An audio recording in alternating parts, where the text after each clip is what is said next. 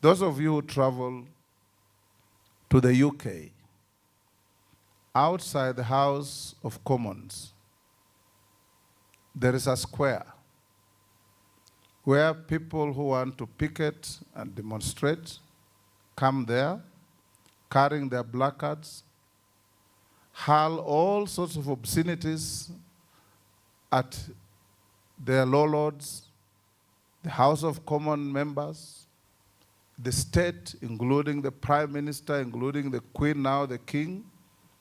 And when their time allocated is over, they quietly walk away without hurling a rock, without the police brutalizing them, without any confrontation with anybody. I wish it was the same in this country. Kofi Annan always prided himself as a man with a soft voice, but a strong message. You don't have to hurl a rock at a person you are talking at for you to make your point. All you need to do is to be heard and demonstrate that this is the way you want things to be. So we would also want to hear the voice of the civil society, you, the lords, on how we can bring order to our right to picket, demonstrate, to sit in without destroying property, without deaths, and without unhelpful confrontations between the police and the citizens.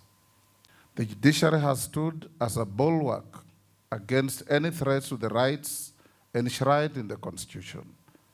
During the 3 changes in its leadership, it has guided us on key jurisprudential questions, including those touching on legislation by Parliament. In particular, the Supreme Court has recently guided on the parameters that a court should consider before declaring a statute to be unconstitutional. This is one area where, Judge Ogol and your team, I want to urge you to give the public some degree of consistency and also to now adhere to what the Supreme Court has said, which is a principle espoused all over in comparable jurisdictions, that when a bill is passed by Parliament, there is a presumption of constitutionality of that bill. And anybody who comes to court to challenge it, and as they should, because Kenyans have the right to come to court and challenge the constitutionality of any bill.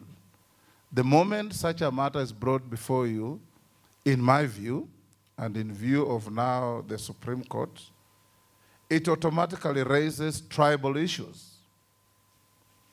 And it's good to hear both parties before you make a declaration.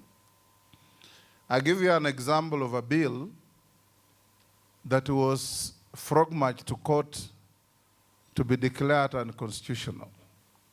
The bill had 68 sections, and the challenger pointed out 18 of those sections as being unconstitutional. Strangely, the judge declared the entire bill unconstitutional, even the uncontested sections. And you know, in Parliament, we vote on each and every clause of a bill, including the title. So I want to believe that the judge, in his or her wisdom, found that even the title of the bill was unconstitutional. Even the definitions in the bill were unconstitutional. Even the memorandum of objects in the bill were unconstitutional. Even the saving clauses, even the commencement date were unconstitutional. I found that a bit strange. But the Supreme Court has put some direction to that. Honorable judges, in our work as Parliament, We have been keen to ensure the discharge of our legislative representation and oversight roles upholds fundamental rights and freedoms to the fullest extent. Through tools such as questions, petitions, and statements, legislators have raised issues in the House on cases of violations of human rights for action and sought responses from the executive and relevant bodies. Additionally, Parliament has enacted laws that implement human rights. Notably, the National Assembly is presently considering the Persons with Disabilities Bill 2023, which seek to implement the rights of persons with disabilities as enshrined in Article 54 of the Constitution.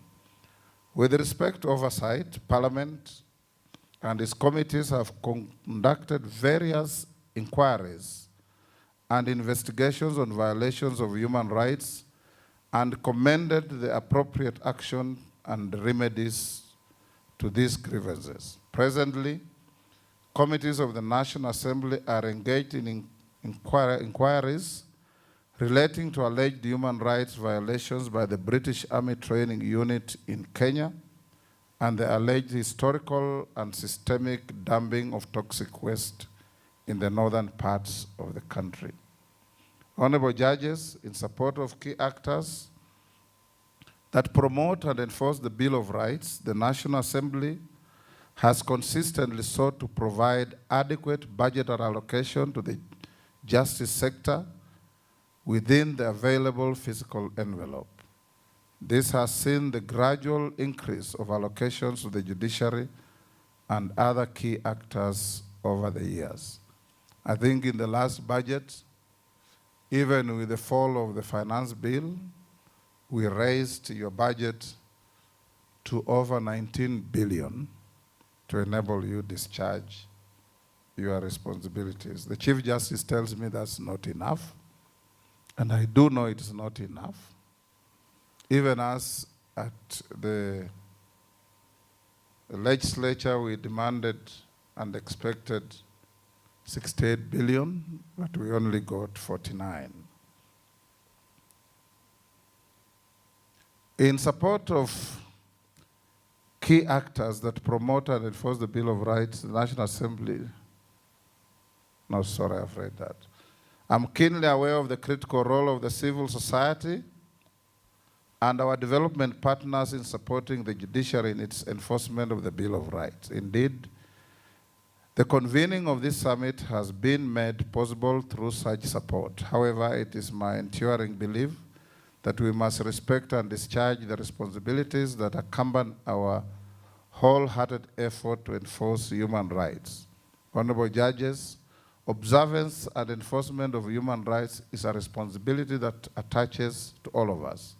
In addition to highlighting any real or perceived violation of human rights, I wholly encourage the civil society and other development partners to lend their voice in condemning injustices committed against state actors and private individuals whose rights are negatively affected by the actions of other citizens. For some reason, a demonstration to enforce a particular right is not deemed as successful or impactful in this country unless there is destruction of property or loss of lives.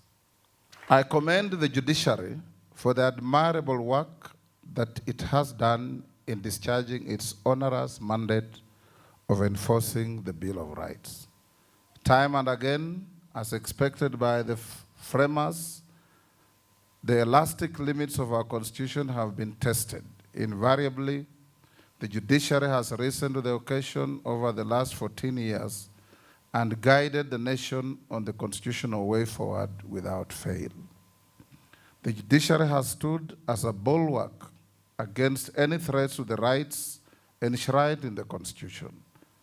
During the 3 changes in its leadership, it has guided us on key jurisprudential questions, including those touching on legislation by Parliament. In particular, the Supreme Court has recently guided on the parameters that a court should consider before declaring a statute to be unconstitutional. On a lighter note, honorable judges, in the same way that King Lemuel advises his son in Proverbs, I wish to give the judiciary a little credit for she has become a radiant woman, and all her loving works of righteousness with respect to that particular decision deserve to be admired at the gateways of every city. You know, many people out there never appreciate the judiciary until they are in problems. Engineers can go and design bridges without any reference to you. When they quarrel, they run back to you. Doctors, if they mess up with their patients on the operation beds, when they are in problems, they run back for solace from you. When we in the political arena quarrel and don't agree, we run to you to tell us who the genuine winner of an election is, and many others. So you hold a very critical position in society.